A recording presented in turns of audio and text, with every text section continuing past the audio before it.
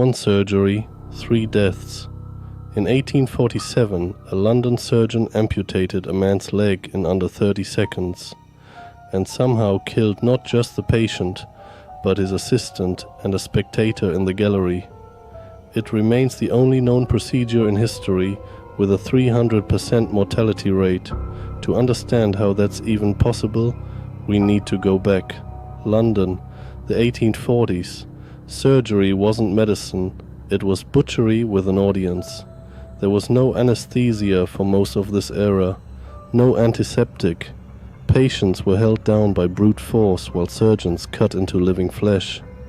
The operating theaters of University College Hospital had galleries, wooden seats stacked in a semicircle above the table, where medical students and curious spectators packed in to watch.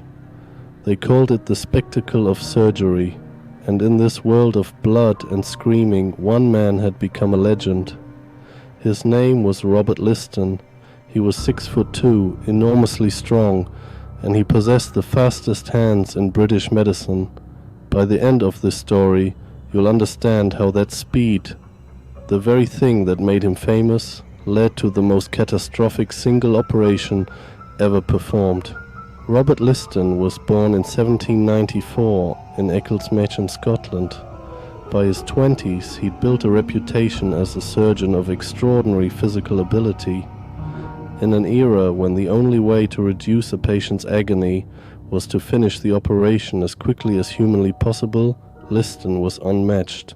He could amputate a leg in under 2.5 minutes. Some accounts say under 30 seconds. He'd stride into the operating theater, coat already flecked with the blood of previous patients, because surgeons didn't change clothes between procedures, and announce to the gallery, "Time me, gentlemen."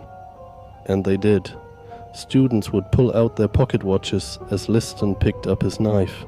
His speed wasn't showmanship, it was survival. Before anesthesia, every second a patient spent on that table was a second closer to death from shock or blood loss.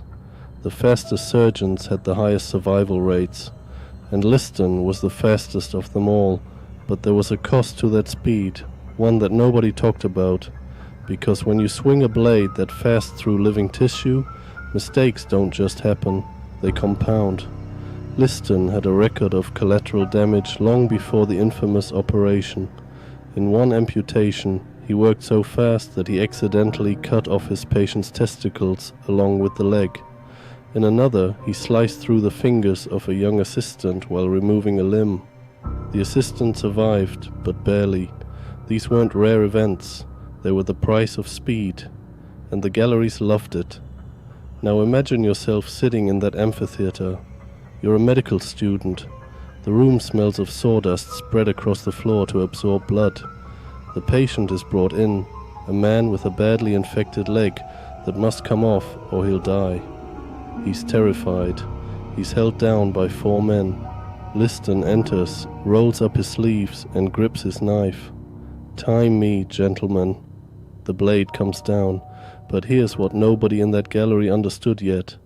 This particular operation was about to go wrong in a way that had never happened before in the history of medicine, and it would kill someone who wasn't even on the table.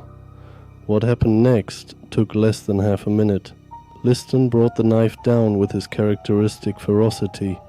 He amputated the leg with terrifying speed, but in his frenzy, the blade kept going.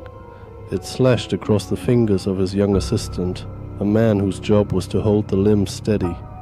The assistant's fingers were severed instantly, 2, possibly 3 of them, gone in a single stroke. The assistant would later develop gangrene from the wound. He died within weeks. But Liston didn't stop. He couldn't. The patient was bleeding out. As he worked to finish the amputation, his knife swung upward on the backswing and slashed through the coat of an elderly spectator sitting in the front row of the gallery.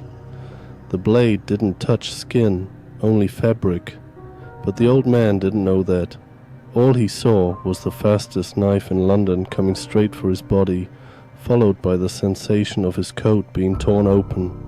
He collapsed in his seat, massive heart attack, dead before he hit the floor. And the patient? The leg came off successfully, but infection set in within days. He was dead within a week. 3 people, 1 operation, 1 knife. But here's the part that reframes everything. Robert Liston wasn't a monster. He wasn't reckless. By the standards of his time, he was the best there was. His speed saved hundreds, maybe thousands, of lives.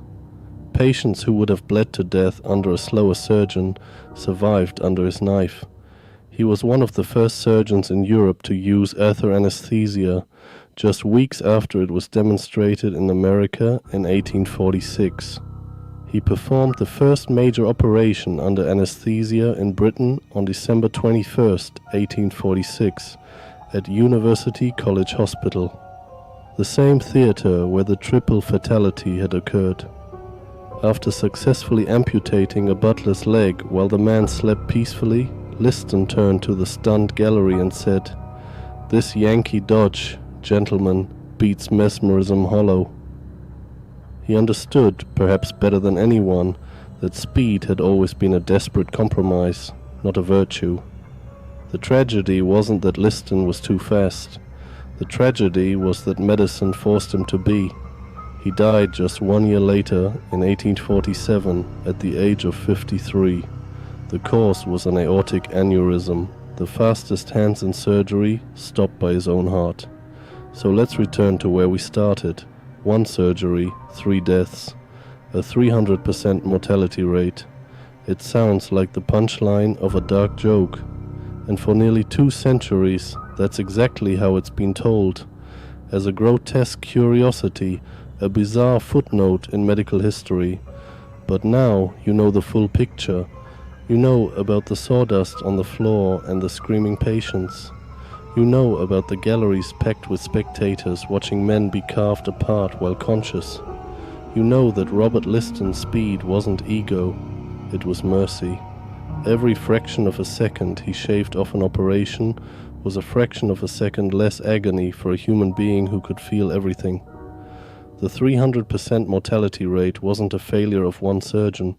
It was the failure of an entire era of medicine, an era where the best a doctor could offer you was a fast knife and a prayer. Liston didn't create that world. He just moved through it faster than anyone else. And on one terrible day, that speed caught up with everyone in the room. Robert Liston saved more lives than he ever took. But history only remembers the one day he couldn't. Maybe that's the real tragedy, not what happened in that operating theater, but how we chose to remember the man who stood in it. The dark ledger has many pages, and the next one might be the one that changes everything you thought you knew. Until then,